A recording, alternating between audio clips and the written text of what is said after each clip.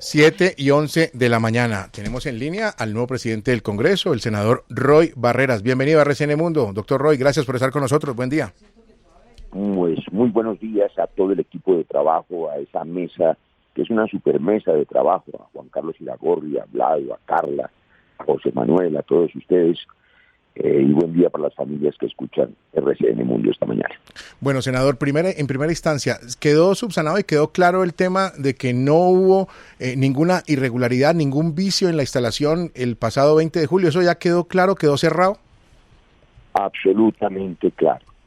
Durante medio siglo se ha hecho exactamente de la misma manera, pero además la ley así lo establece. Voy a explicarlo de manera rápida y simple. A las 3 de la tarde de cada 20 de julio el Congreso Viejo deja de sesionar y los senadores ya dejamos de ser senadores. Y los nuevos senadores aún no son senadores. Sabiamente la Constitución y la ley prevé ese espacio de tiempo, creando una junta preparatoria que, dice la ley, debe estar presidida por quien ejerció la presidencia del Senado en el periodo anterior. Y el que instala el Congreso no es ese señor, en este caso el expresidente del Congreso. Él solo hace la junta preparatoria, protocolaria, para mandar una comisión por atraer al presidente de la República. Y el que instala el Congreso es el señor presidente de la República, como ha sido desde tiempos del inicio de la República, lo recordará Juan Carlos Iragorri, que es historiador con buena memoria. De manera que el que instaló el Congreso fue el presidente de la República, como ordena la Constitución y la ley. Yo creo que tenemos que ocuparnos de resolver los grandes problemas nacionales en lugar de andar buscando, perdónenme, unas, digamos, leguleyadas allí, santanderismos, dirían otros, que no nos permiten avanzar con celeridad. Senador Roy Barreras, revisando esta mañana un poco las tendencias en Twitter, uno se encuentra con varias palabras para referirse a esa instalación del Congreso de la República. Irrespeto, vulgaridad, indignante, está también vergüenza, está circo. Son en estos momentos tendencia esas palabras y todas se refieren obviamente a lo que pasó el 20 de julio en el Congreso de la República.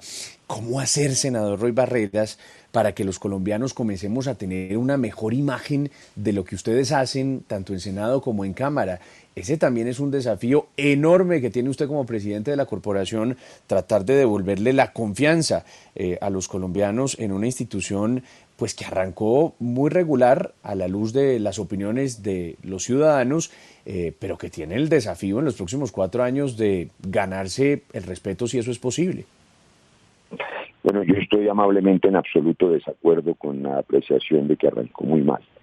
Lo primero que yo sugeriría que hay que hacer es mirar las otras tendencias, los otros adjetivos. Yo le puedo dar una lista.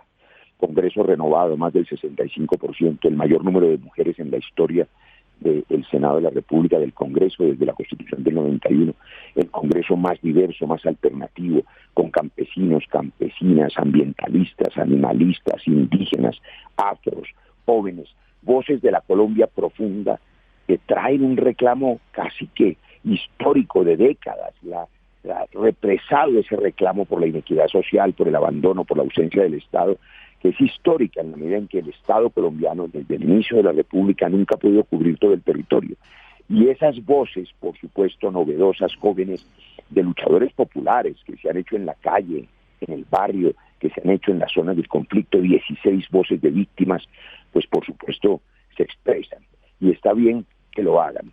Por otra parte, ese desorden que se observó en el acto protocolario organizado, tengo que decir, por la mesa directiva anterior, pues no ocurrió, como ustedes bien transmitieron y observaron, en el primer acto, realmente el primer acto del nuevo Senado de la República en el recinto del Senado, donde todo transcurrió con orden y donde le pudimos transmitir a los colombianos, y se lo comparto a los oyentes de RCN Mundo, un mensaje a las dos Colombias. La que ganó con nosotros, con el mandato popular del cambio liderado por Gustavo Petro, y la otra Colombia, que no votó con nosotros, más de 10 millones de compatriotas, porque tenían temores. El gran acuerdo nacional al que ha convocado el presidente Petro y que se refleja, por ejemplo, en ese gabinete que empieza a ser anunciado con experiencia, con equilibrio, con ecuanimidad, se reflejó en la instalación de la primera sesión del Senado, en que todo transcurrió en orden con participación de casi todos los partidos políticos, aún los que perdieron, los que votaron por el ingeniero Rodolfo, que decidieron sumarse a la construcción colectiva de las reformas, que son el cambio.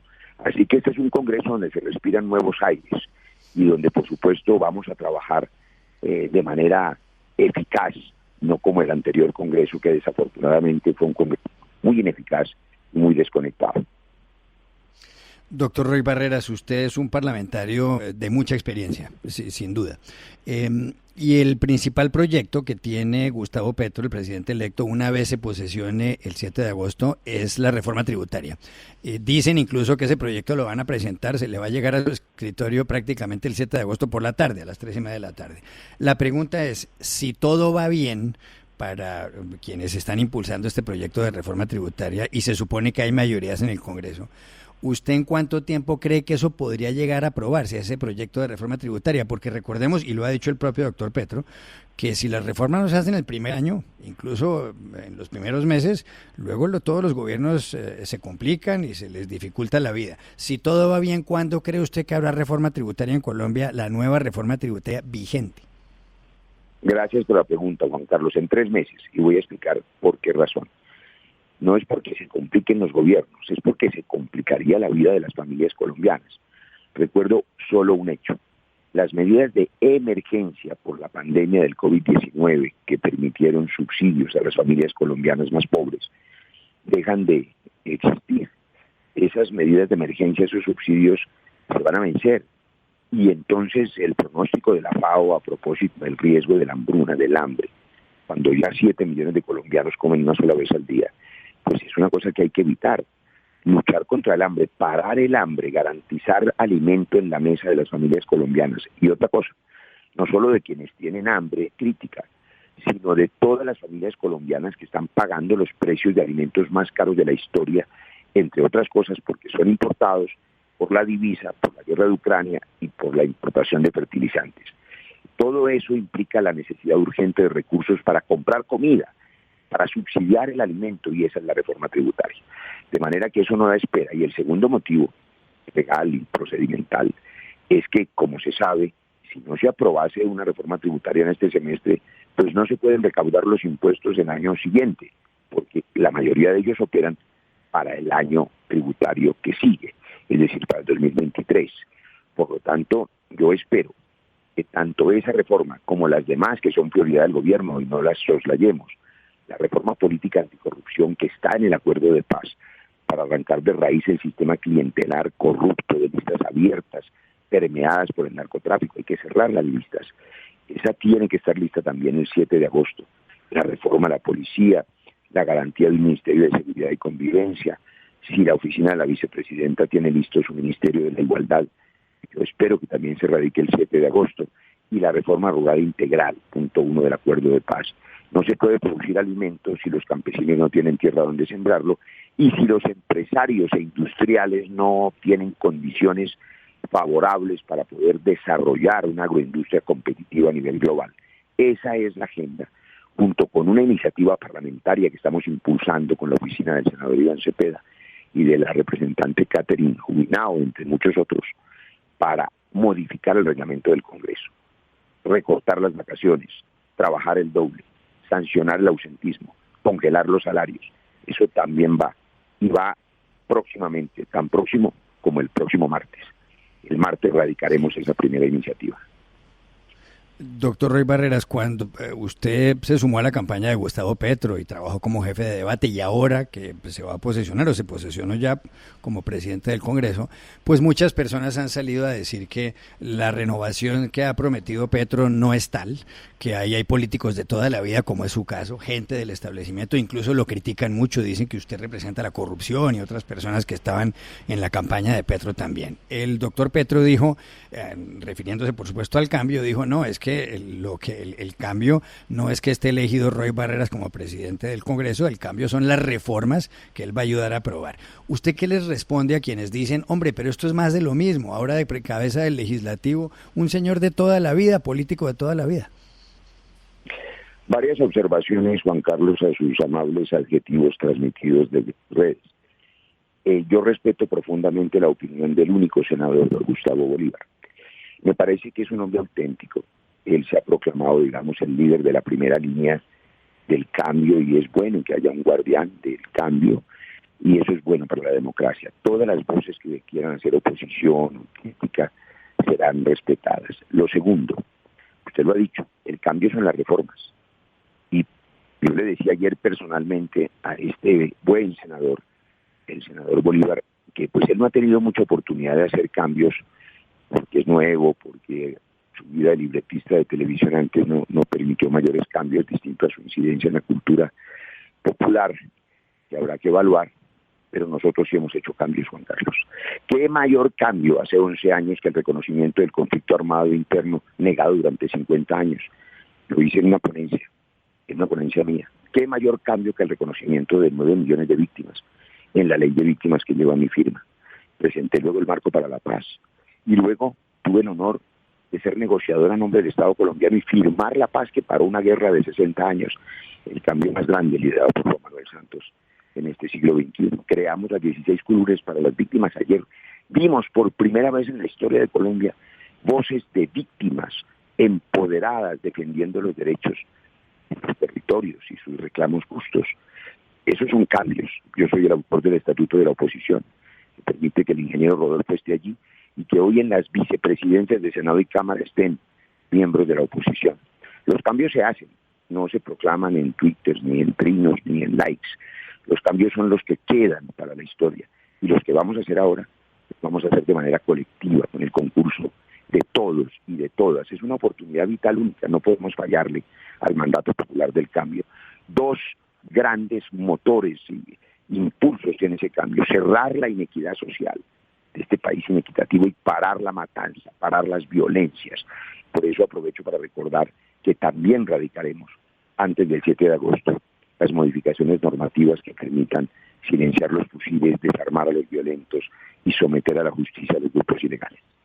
Precisamente, doctor Roy Barreras, ese es otro tema que está en la agenda informativa de Colombia hoy, la carta de 4 páginas de grupos criminales enviada a diversas personalidades, entre ellas el propio presidente y el canciller, de cara a lo que podría ser el camino para, no sé cuál será el término exacto, usted que fue negociador de paz quizás lo domina mucho mejor, por supuesto, si eso es una entrega, si eso es un sometimiento, ¿qué es? ¿Cómo se daría y cómo ve usted esa carta? ¿Qué tan viable es que este gobierno termine negociando con estos grupos criminales? No, hay dos cosas que diferenciar claramente. No hay negociación con grupos criminales. Hay sometimiento a la justicia. Lo que el Estado colombiano ha hecho siempre es construir normas que permitan el sometimiento a la justicia de quienes están en el delito. Cualquier expresión, cualquier carta de grupos criminales que anuncien que van a dejar de matar es una buena noticia. Pero lo que sigue es que lo hagan realidad. Para hacerlo, vamos a tener que garantizar que en esta ocasión el sometimiento a la justicia ordinaria, al Código Penal, no se negocia ni se establecen normas de justicia transicional para los grupos de narcotráfico ni las bandas criminales. Quiero insistir en eso, es el Código Penal, la justicia penal ordinaria. Hay que modificar las normas para garantizar el sometimiento colectivo de esas organizaciones y para que se garantice el desmantelamiento de esas organizaciones criminales y no el reciclaje de los capos, que es lo que ha venido ocurriendo por imperfecciones, en mi opinión, o imprecisiones de la ley. ¿En qué vehículo se hará eso? Nosotros estamos proponiendo desde la bancada del Partido Histórico, bancada de gobierno, que se tramite a través de la prórroga de la ley 418, ley de orden público que se vence en diciembre, que todos los gobiernos han usado, que hay que prorrogar y que permitirá establecer esas condiciones para dicho sometimiento a la justicia. Senador Roy Barreras, sometimiento, dice usted, para bandas y grupos criminales, ¿y con el ELN sí entonces negociación? En los conflictos armados internos en el mundo se han establecido las normas que se conocen como el DIH, el Derecho Internacional Humanitario, que establece distintos mecanismos para la solución dialogada a los conflictos. Puede dialogarse bajo fuego, como hicimos con las FARC, o puede dialogarse bajo cese de fuego bilateral establecido en esas normas. Eso fue lo que acordamos. Yo mismo fui negociador en esa segunda mesa fui el único negociador de paz que estuvo con las FARC y luego con el ELN en los últimos días del gobierno Santos, y logramos un cese de fuego bilateral que finalmente el gobierno Duque no implementó, echó a perder. Ese inicio donde dejamos la negociación es lo que esperamos que ocurra. Y al final de esa negociación, que espero que sea rápida, que tenga éxito, que pare la guerra, que nos permita la paz plena, pues estarán construidas las condiciones para que esas personas ingresen al sistema de justicia transicional, como está establecido en el derecho internacional, porque solo se pueden establecer normas de justicia transicional en la transición de la guerra a la paz, es decir, en los conflictos armados, es decir, en las insurgencias o conocidas como guerrillas. Aplica para el ELN, sí señor, y solo para el ELN, el mecanismo de justicia transicional. Senador Roy Barreras, ¿cómo le va? Lo saluda Carla Arcila. Usted ha sido enfático ahí en decir que solo aplica para el ELN, pero ¿qué hacer con estos grupos de bandas criminales que han pretendido tener estatus político? Los mismos Clan del Golfo, que han querido pretender ser las autodefensas gaitanistas de Colombia y etcétera, que han buscado siempre tener estatus político para lograr una negociación. Pues lo que hemos dicho, Carla, con un saludo especial, sometimiento a la justicia ordinaria, al Código Penal, ajuste de la Ley 418 de Orden Público, tienen una única oportunidad de dejar de matar y de dejar de morir, porque el Estado colombiano tiene la obligación de someterlos por la fuerza legítima del Estado, si no se someten a la justicia a través de los procedimientos legales. Basta mirar el pasado, reciente o lejano. Todos esos capos, y algunos nos estarán escuchando, ojalá, terminan muertos o extraditados.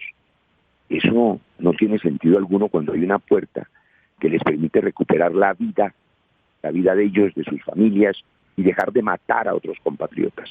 El narcotráfico es una maldición, y quien a sangre y fuego se enriquece, y quien se prostituye recibiendo dinero del narcotráfico, merece el repudio nacional, como el crimen en general. Si dejan el crimen, tienen una oportunidad, y para esas bandas será el sometimiento colectivo a la justicia. Senador, en esa respuesta que usted le daba ahorita a mi compañero Juan Manuel Ruiz sobre el cambio, a Juan Carlos Iragorri sobre el cambio, usted mencionó, dijo, el libretista, imagino que se refería a Gustavo Bolívar, que lleva muchos años en este frente político, pues que no ha generado ningún cambio, según más o menos lo que le parafraseo a lo que dijo. Él hizo en el termómetro político con Maritza Aristizábal unas declaraciones y me gustaría que la escuchara y me diera su opinión acerca de eso, porque es evidente que ustedes han tenido ciertos roces desde que empezó la campaña. Para nadie es un secreto que aquí está entrando gente de la vieja clase política con sus mañas. Los estamos dejando entrar a la casa, pero vamos a estar pendientes que no se lleven los ceniceros. Los vamos a dejar entrar a la casa, pero vamos a estar pendientes de que no se lleven los ceniceros. ¿Qué opina de eso que manifestó el senador Gustavo Bolívar? Primero, mi saludo atrasado a Juan Manuel Ruiz. A veces no logro identificar las voces de todos. Muchas gracias y de nuevo una super mesa. Me autoinvito, espero poder tomarme un café con ustedes en esa mesa de trabajo de RCN Mundo. Pero claro, cuando quiera, bienvenido, senador, aquí a la cabina. Reitero lo que he dicho, apreciada Carla. El senador Gustavo Bolívar, en mi opinión, es un hombre auténtico.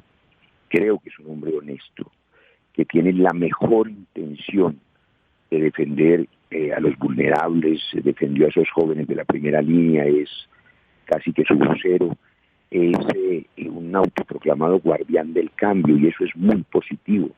Yo le dije ayer, me gusta mucho lo que estás haciendo porque obliga a tener los ojos abiertos y el pie en el acelerador para hacer el cambio real, que no son los trinos ni las declaraciones mediáticas, sino las reformas.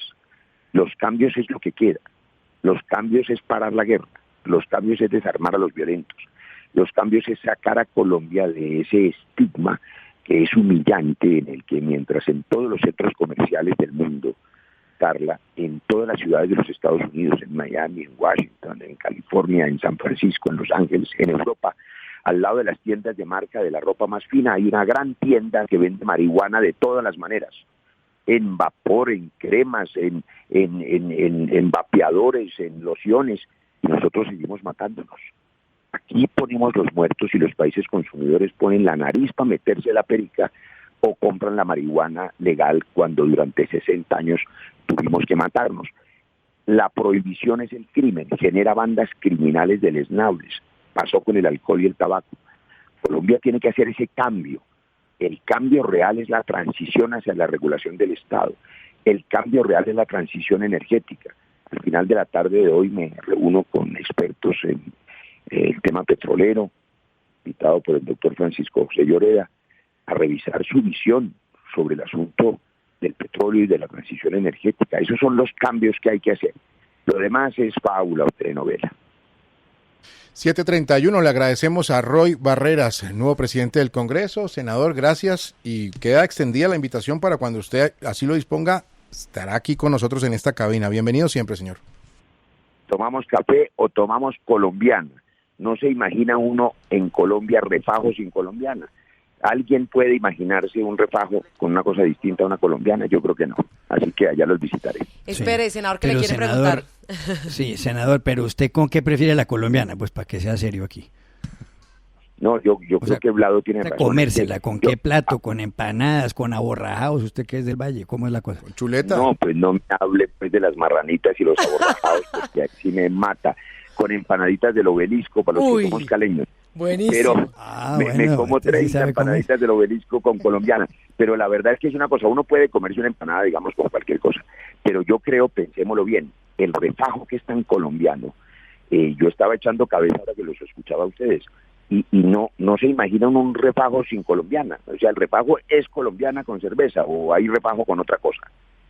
Pero no, eso, mejor dicho, refajo es así, con cerveza y la empanadita del Obelisco, pero venga, ayer precisamente, y Juan Carlos Iragorri no me dejará mentir, ahí con Juan Carlos Iragorri, el próximo ministro del gobierno de Gustavo Petro, en Voces RCN dijo que definitivamente va el impuesto a las bebidas azucaradas, así que hay fregada la colombiana. Lo que pasa es que, como yo soy médico, Carla, y hay un debate mundial grande sobre el daño que hace en general el azúcar. No son las bebidas. Ustedes han evolucionado mucho, digo, la casa, el grupo empresarial, y han evolucionado para bien. Los colombianos y los consumidores del mundo hoy tienen lo que conocemos como gaseosas en distintas modalidades, lo que se llama cero, lo que se llama dietética. Es decir, se han venido preparando para poder evitar el uso exagerado de azúcares que producen obesidad y diabetes, porque eso es lo que ha permitido mejorar la expectativa de vida. Esa, digamos, es una medida de salud pública, pero que concertada, y quiero subrayar esa palabra, concertada con los agroindustriales, esa es otra transición, permite que sigan, digamos, ofreciéndole al mercado una posibilidad que es querida por los colombianos, y ustedes nos están contando que lleva 100 años, y que a la vez pueda ser compatible con la salud pública. Yo creo que en este caso, como en todo, se trata de concertar. Y permítame salirme del refajo para hacer una última frase que puede parecer un poco ladrilluda, pero en la instalación de la primera sesión del Senado dije yo que así como tenemos que ser garantía de cambio, tenemos que ser garantía de estabilidad y garantía institucional, y eso implica conversar con quienes son capaces de convertir a Colombia en una potencia mundial agrícola, que son los campesinos, que merecen vida digna y tierra, y los industriales, que saben generar industria exportadora. Eso hay que establecerlo, y esta presidencia del Senado está lista para ser canal de diálogo entre el sector productivo colombiano y la agenda del gobierno del presidente Petro. Senador, gracias. Buen día y seguimos en contacto. Muy amable. Muchas gracias.